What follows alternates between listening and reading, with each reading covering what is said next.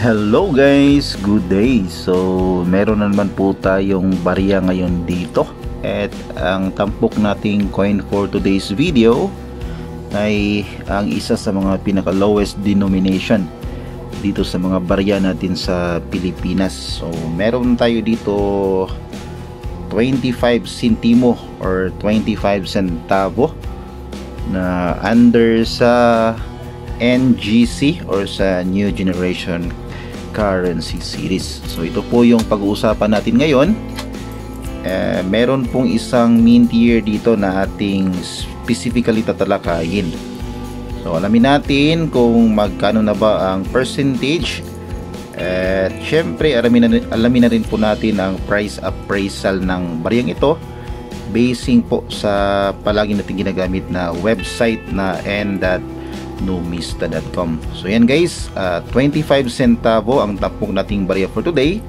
At bago po natin ito simulan ay mag-intro muna tayo.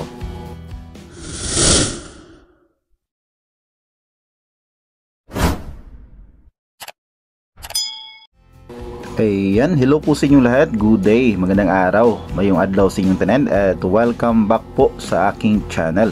Kumusta po kayong lahat? Sana po ay nasa mabuti kayong kalagayan.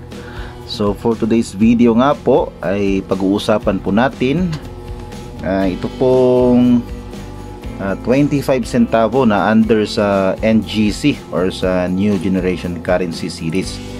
So meron po tayo ditong 5 pieces. Yan.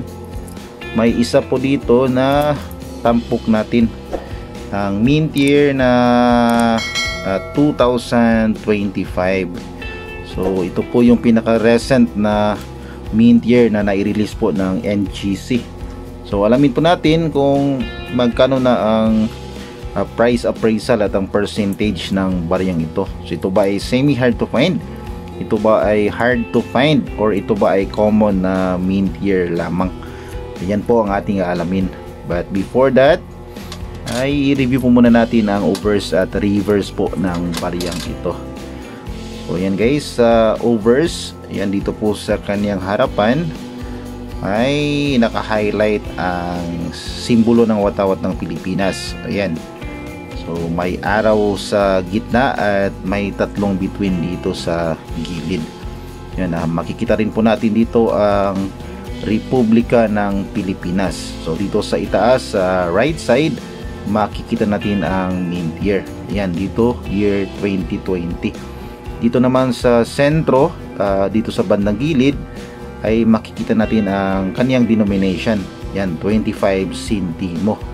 At dito sa ilalim sa right side pa rin ay makikita natin ang kanyang mint mark. So yan po ang makikita natin dito sa kanyang overs or dito po sa kanyang harapan.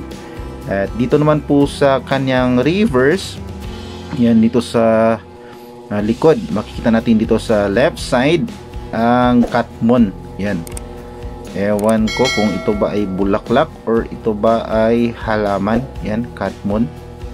Dito sa right side naman ay makikita natin ang silyo ng BSP. The sale of the Bangko Sentral ng Pilipinas, yung current sale po. So yan po ang makikita natin, ang nakapaloob po dito sa kanyang reverse at sa overs ng ating 25 centimo na under sa NGC or sa New Generation Currency Series. So meron nga po tayo dito year 2025 po yung just recently na hunt natin.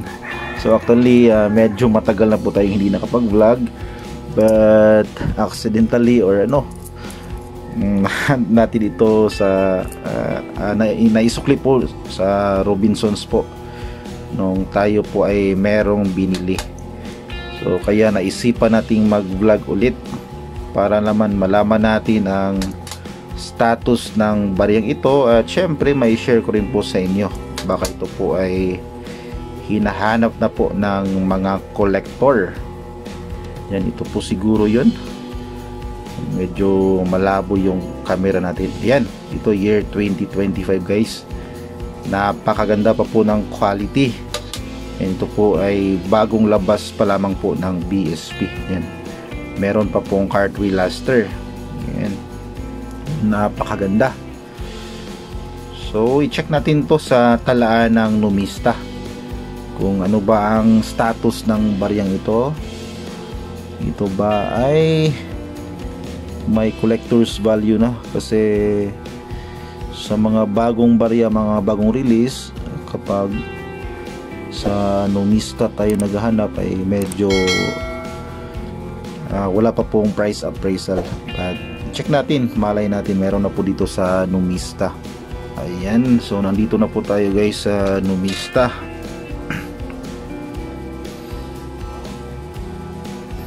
Yun guys, so ito yung sample ng baryang ito, 25 centimo. So punta tayo guys. Ayan, ang years nito ay 2017 to 2020. So I guess hindi pa po updated dito sa Numista. So composition, nickel plated steel. Yan, diameter 20 mm, thickness 1.6 mm. So halos magkapareho lamang po ito sa dati nating barya, yung kulay gold, yung BSP series naman na 25 centavo. Yan, orientation, medal alignment. So ito ay na-issue noong March 26, 2018. So medyo may katagalan na rin po ang baryang ito. Ayan, so punta tayo dito sa mga mint years guys. So meron 2017, may 2018, may 2019, may dalawang variation ng 2019. So may high mint mark at low mint mark. Yan, meron na po yung mga price appraisal dito guys.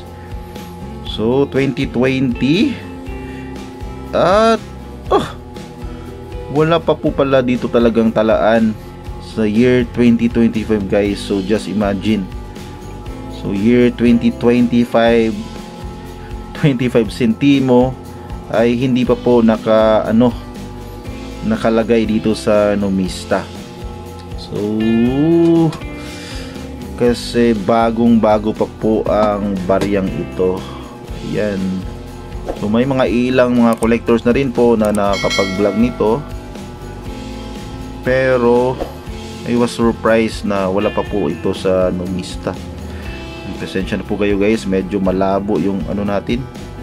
Hindi pala ito sa yung year 2025. Ayan, dito. Hanapin natin. Ayan guys. So yan, ito year 2025. Ayan, wala pa po sa Numista. So kapag kayo po ay meron ng baryang ito ay i-keep nyo po. At ako nga po ay iisa lamang po yung hawak ko po nito so far. Ito po ay naisukli lang po sa akin nung ako po ay bumili sa Robinsons. So yan guys, update natin ito sa year 2025 na 25 centimo. So wala pa po sa talaan ng Numista, kaya kapag kayo po ay meron ito ay itago nyo po, baka po ito po ay magkakaroon ng collector's value. So yan guys, yan po ang ating update dito sa year 2025 na 25 centimo. At again, pasensya na po kayo at medyo madalang po tayong nakapag-vlog. Try natin na makapag-vlog po at least mga once a week. Sana po once or twice a week. So yan guys, at kung bago ka pa lamang po sa aking channel ay huwag mo na rin kalimutang mag-like, mag-comment, mag-share at mag-subscribe, at pakipindot na rin ang notification bell para updated ka sa mga susunod kong videos. And that's it for this video guys. And naglalabo yung cam natin, and we'll see you again next time. God bless.